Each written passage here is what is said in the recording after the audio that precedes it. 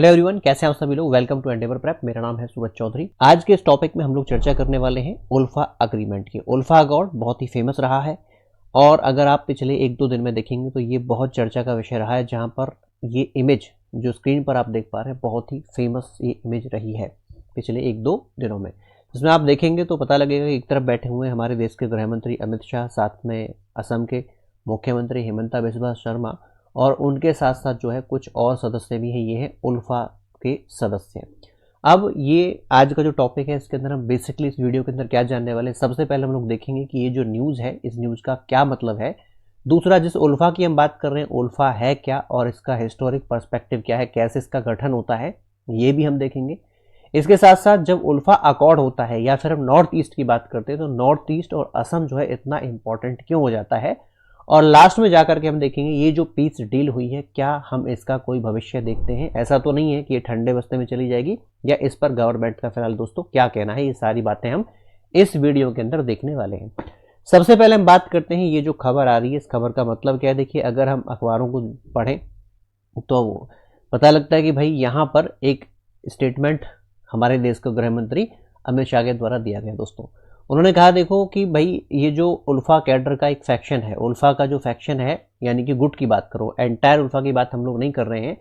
ये लोग सरेंडर करने को तैयार हैं। अपने जो कैंप है जहाँ पर ये अपने जो कैडर है उसको ट्रेन करते हैं, उन कैंप को खाली करने को भी तैयार हैं और गवर्नमेंट के साथ साथ पीसफुल डेमोक्रेटिक प्रोसेस के लिए आगे बढ़ना चाहते हैं, यानी कि मेन स्ट्रीम के अंदर ये आगे आना चाहते हैं। ऐसी बात जो है वो कही गई है। अब यहाँ पर कुछ और बातें भी होम मिनिस्टर के द्वारा कही गई कि भाई देखो, पिछले 40 वर्षों में यानी कि 1979 में जब से इस संगठन का गठन हुआ है, तब से लेकर अब तक आप देखते हैं हजारों लोग इसके अंदर मारे जा चुके हैं और बहुत सारे कैडर का भी जो है नुकसान हो गया है।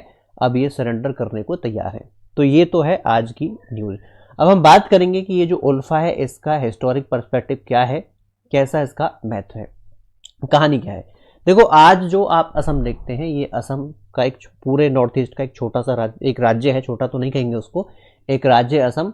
पुराने टाइम पर अगर हम देखें तो 7 सिस्टर स्टेट्स की जगह पर एक ही राज्य था जिसका नाम था असम। बाद में इसको जो है अलग अलग भागों में डिवाइड कर दिया गया। अब असम के बॉर्डर को आप देखेंगे तो एक तरफ आप देखेंगे, मतलब नॉर्थ ईस्ट का जो बॉर्डर आप देखेंगे, वहां पर एक तरफ भूटान है, एक तरफ बांग्लादेश है, एक तरफ आपको म्यांमार देखने को मिलता है, जो कि अभी मैं आपको मैप के ऊपर दिखा भी दूंगा। अब दोस्तों, होता क्या है कि जब भारत का निर्माण हुआ तो उसी टाइम पर पाकिस्तान का भी गठन होता है। पाकिस्तान का एक पोर्शन, जिसे आप कहते हैं ईस्टर्न पाकिस्तान, जो आज के टाइम पर बांग्लादेश के नाम से फेमस है, वो इन्हीं स्टेट्स के आसपास है। अब हुआ क्या कि वेस्टर्न पाकिस्तान की एडमिनिस्ट्रेशन ने और वहां की सरकार ने ईस्टर्न पाकिस्तान के लोगों को एक्सप्लॉइट करना शुरू किया। और जब एक्सप्लॉइटेशन, इसके साथ साथ murder and dacoity by the state forces हुआ, तो ऐसे में ये लोग वहां से भाग गए और भाग करके जो है भारत के उन नॉर्थ ईस्ट वाले राज्यों के अंदर पहुंचे। अब 1971 के अंदर जो पूरा का पूरा इशू है वो तो रिजॉल्व हो गया, लेकिन इनमें से बहुत सारे लोग वापस नहीं जा पाए। अब जब वापस नहीं जा पाए तो ऐसे में क्या होता है, जो लोकल्स हैं उन लोकल्स ने इनके ऊपर ऑब्जेक्शन करना शुरू कर दिया। क्योंकि भाई देखो, अगर आप एंशिएंट हिस्ट्री पढ़ेंगे तो वहां पर पता चलता है, कोई पुराने टाइम पर कहीं चले जाओ कोई दिक्कत ज़्यादा नहीं आती थी, क्योंकि पुराने टाइम पर रिसोर्सेज बहुत ज़्यादा थे, लोग बहुत कम होते थे। आज के टाइम पर रिसोर्सेज तो कम है और लोग बहुत ज़्यादा हैं, तो जाहिर सी बात है कॉन्फ्लिक्ट तो होना ही है। अब 1979 के समय पर एक डिमांड जो है असम के अंदर शुरू हुई कि भाई ये जो इलीगल बांग्लादेशी माइग्रेंट हैं जो यहाँ आकर के बस गए हैं, सबसे पहले उनको आइडेंटिफाई किया जाए और आइडेंटिफाई करने के बाद उनको यहाँ से डिपोर्ट किया जाए, और असम का जो लोकल कल्चर है, असम के जो रिसोर्सेज हैं, वो सिर्फ असम के लोगों के लिए रिजर्व किए जाएं। ऐसी मांग वहां पर होने लग जाती है। अब जब इस मांग को आप पढ़ते हैं तो ऐसे में ऑल असम स्टूडेंट्स यूनियन, ये बहुत ही फेमस जो है संस्था रही है, इन्होंने प्रोटेस्ट करना शुरू किया। प्रोटेस्ट शांतिपूर्वक है, सत्याग्रह है, बॉयकॉट है, ये सब चीज़ें चल रही हैं। लेकिन जब ये प्रोटेस्ट हुआ तो उसके ऊपर पुलिस का भारी एक्शन हुआ और उसके बाद कुछ लोग जो है बहुत ज़्यादा नाराज हो जाते हैं।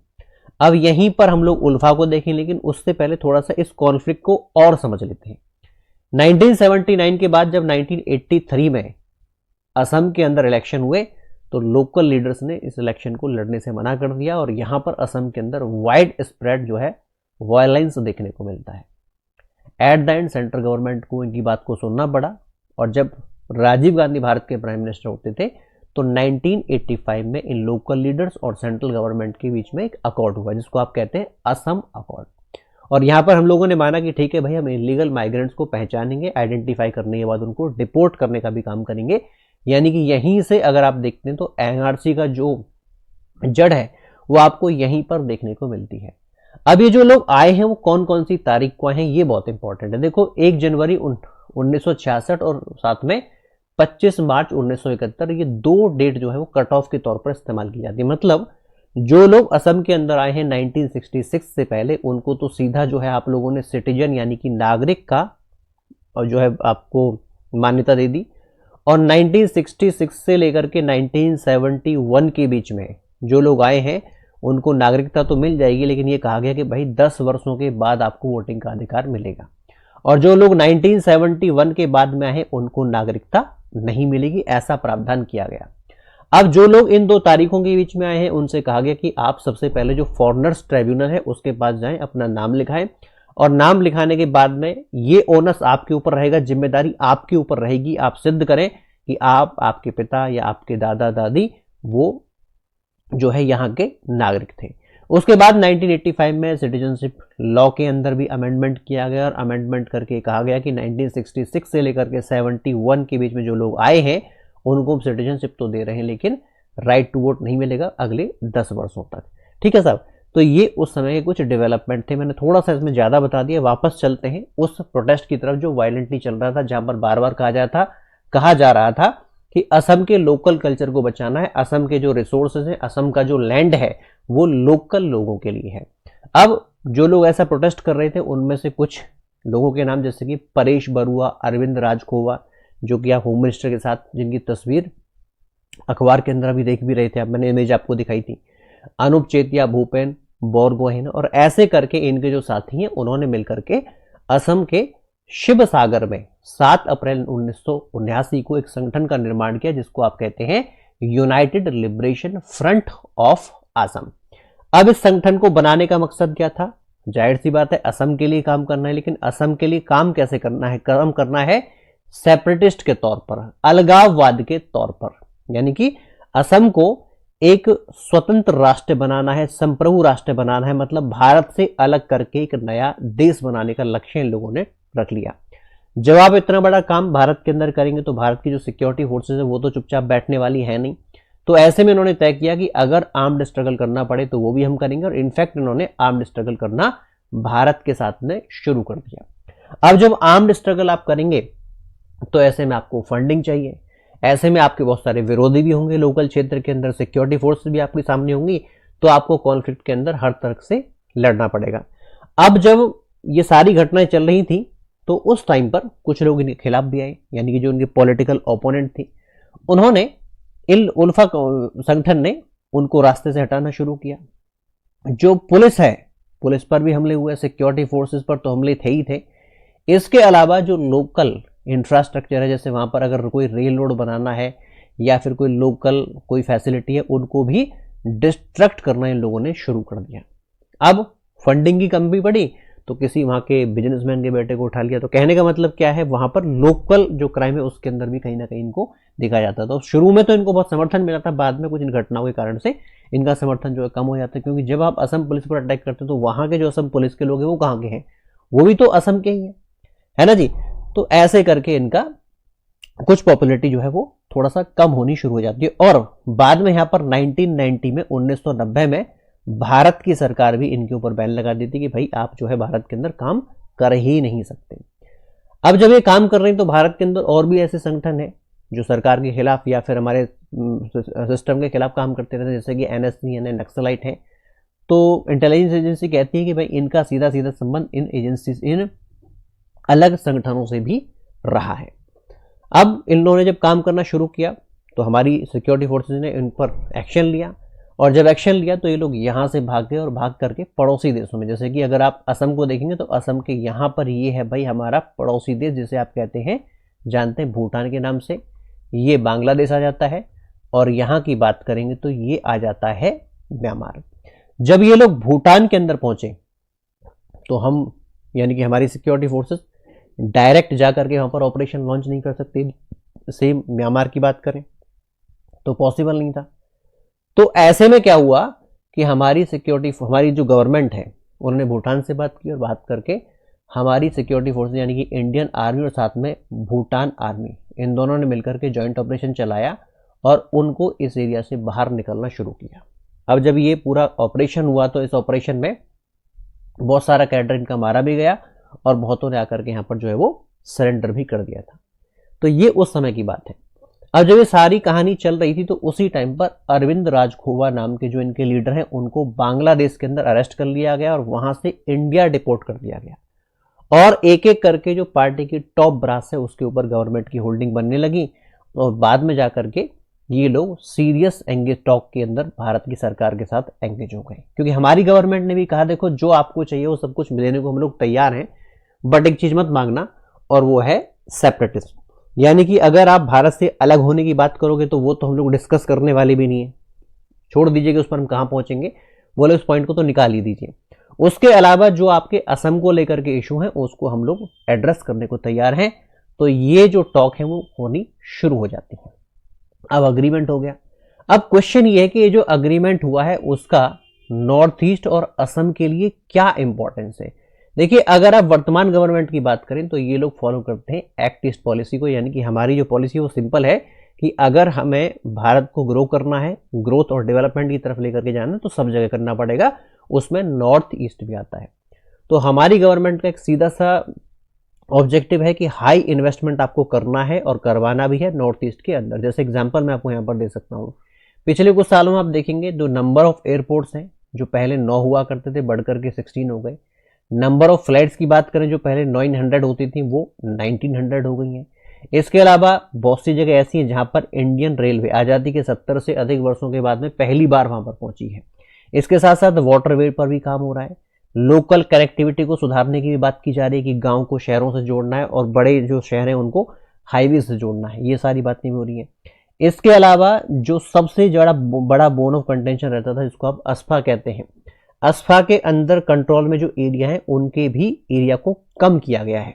ये भी इंप्रूवमेंट यहाँ पर देखने को मिला है और गवर्नमेंट का कहना है कि जल्दी अगर स्थिति सुधरती है तो हम इसको वहां से विड्रॉ भी कर सकते हैं। इसको हम लोग लेकर के स्ट्रिक्ट बिल्कुल ऐसा नहीं है, स्थिति सुधारने की लगातार कोशिश की जा रही है। उसके बाद 5G कनेक्टिविटी की बात हो रही है, किसको इंप्रूव करना है। भाई एंशिएंट टाइम में अगर हम जाएं तो वहां पर जो शहर बसे वो उस जगह बसे जहां पर वाटर के रिसोर्स थे। उसके बाद में जितने शहर बसे, जितनी ग्रोथ हुई वो हाईवे के सहारे हुई और आज के टाइम पर जो ग्रोथ होगी वो कहां पर होगी, जहां जहां पर फाइबर केबल होगी, यानी कि जहां पर 5G कनेक्टिविटी होगी उस एरिया की ग्रोथ जो है वो निश्चित हो जाती है। तो यहां पर यह तय किया जा रहा है कि 5G कनेक्टिविटी हम यहां पर बढ़ाने वाले हैं। इसके अलावा पिछले कुछ समय में जो नॉर्थ ईस्ट का स्टेचर है वो सेंट्रल गवर्नमेंट के अंदर या बाकी जगह पर बढ़ता हुआ देखने को मिलता है। अगर हम पूरी सरकारों का एनालिसिस करें तो पता लगता है कि सबसे ज्यादा नंबर ऑफ मिनिस्टर्स, यानी कि प्राइम मिनिस्टर के काउंसिल ऑफ मिनिस्टर में नॉर्थ ईस्ट से आते हैं, तो वो इस कार्यकाल के अंदर आते हैं जहां पर 2 कैबिनेट मिनिस्टर और 3 मिनिस्टर ऑफ स्टेट जो है वो नॉर्थ ईस्ट से आते हैं। मतलब क्या है, एक्ट ईस्ट पॉलिसी पर गवर्नमेंट काम कर रही है। लेकिन याद रखना ये तभी पॉसिबल है जब आपका नॉर्थ ईस्ट पीसफुल होगा। मान लीजिए आपने एयरपोर्ट बनाया, अब एयरपोर्ट को सुरक्षित ना रख पाए या कोई इन्वेस्टमेंट आप कर रहे हैं उसको सुरक्षित ना रख पाए तो फर्दर इन्वेस्टमेंट को आप इनकरेज कैसे कर पाएंगे। तो इसलिए इस क्षेत्र के अंदर पीस होना जो है वो बहुत जरूरी है और उसमें ये जो अकॉर्ड है वो एक माइलस्टोन की तरह काम करता है। अब देखते हैं जो पीस डील हुई है, इस पीस डील का जो फ्यूचर पर्सपेक्टिव है वो क्या है, मतलब इसके अंदर क्या होने वाला है, उसको लेकर के बच्चों क्या कहा गया है। अगर हम बात करें तो जो लोकल एथनिसिटी की बात की गई थी कि भाई लोकल्स के अधिकारों को सुरक्षित रखना है, तो यहां पर पीस अकॉर्ड कहता है कि 126 असेंबली सीटों में से 97 वो होंगी जो कि इंडिजीनियस पीपल के लिए, यानी कि असम के लोगों के लिए बिल्कुल सुरक्षित है। बाहर का आदमी जाकर के वहां पर चुनाव नहीं लड़ सकता है। और साथ में यह भी कहा गया कि भविष्य में अगर कोई डीलिमिटेशन होता है तो वो डीलिमिटेशन इस सेटलमेंट को जो है डिस्टर्ब नहीं करेगा। इस बात को ध्यान में रख करके करना पड़ेगा। इसके साथ साथ 1.5 लाख करोड़ के इन्वेस्टमेंट की बात की गई है और याद साथ में यह भी कहा गया है कि हम जो कॉन्स्टिट्यूशनल सेफगार्ड है उनके अंदर रहते हुए काम करेंगे, जो लैंड राइट है उनको प्रोटेक्ट करने का भी काम करेंगे और जो माइग्रेशन है वो वन कॉन्स्टिट्यूएंसी टू अनदर उसके ऊपर भी रेस्ट्रिक्शन लगाने की बात की गई है। अब ये जो अग्रीमेंट हुआ है, इस अग्रीमेंट के अंदर उल्फा का एक 16 मेंबर का डेलीगेशन, जिनके अंदर अरविंद राजखुवा जैसे लीडर जो है वो नॉर्थ ब्लॉक के अंदर पहुंचे और ये अग्रीमेंट जो है वो साइन हो जाता है। अब यहां पर एक क्वेश्चन ही बनता है, क्या उल्फा जो है वो पूरी तरीके से अपने ऑपरेशंस को रोक दिया है? देखो, अगर हम उल्फा फैक्शन की बात करें जिसके अंदर अरविंद राजखुवा लीडर हैं, वो तो सरेंडर करने की बात हो ही रही है। इसके अलावा जो बच गए हैं कौन है? परेश बरुआ। अगर आप फॉलो करते हैं न्यूज चैनल को या फिर खबरों को फॉलो करते हैं तो उसमें असम के चीफ मिनिस्टर हेमंत बिस्वा शर्मा, उन्होंने कहा है कि देखो ऐसा है कि अभी हम जो है बरुआ जो है वो भी हमारे कांटेक्ट में लगातार रहें, जल्दी ही हम उनको भी टेबल पर लेकर के आ सकते हैं। तो कहने का मतलब अब तक जो डील हम लोग देख रहे हैं उसमें लगता है कि भाई ओवरऑल जो हमारे ऑब्जेक्टिव हैं वो जो है हमको प्राप्त हो रहे हैं। तो आज का जो सेशन था, इस सेशन में हम लोगों ने देखा कि उल्फा हिस्टोरिक अकॉर्ड जो है वो है क्या। इसका अगर उल्फा की बात करें तो हिस्टोरिक पर्सपेक्टिव क्या है, नॉर्थ ईस्ट और असम क्यों इंपॉर्टेंट है और उसके लिए इस पॉलिसी का क्या इंपॉर्टेंस है, और भविष्य में हम इस अग्रीमेंट को कैसे देखते हैं, सारी बातें मैंने आपको जो है इस सेशन के अंदर डिस्कस की हैं। अगर आप हमसे जुड़ना चाहते हैं तो यहाँ पर टेलीग्राम, फेसबुक, हमारी वेबसाइट, इंस्टाग्राम, ट्विटर, लिंक्डइन और यूट्यूब का सभी का एड्रेस दिया हुआ है।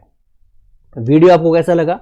अगर अच्छा लगा है तो इसको लाइक कीजिए, साथ में शेयर कीजिए, और अगर ऐसी वीडियो और चाहते हैं तो चैनल को सब्सक्राइब करने के बाद में ये जो बेल आइकन है इसको प्रेस करना आपको नहीं भूलना है। ठीक है जी, चलिए, मेरा नाम है सूरज चौधरी और मैं आप लोगों से मिलता हूं नेक्स्ट सेशन में ऐसे ही टॉपिक के साथ, जहां पर मैं आपको डिटेल एनालिसिस के साथ में सभी टॉपिक्स को करवाऊंगा। Thank you so much guys, धन्यवाद।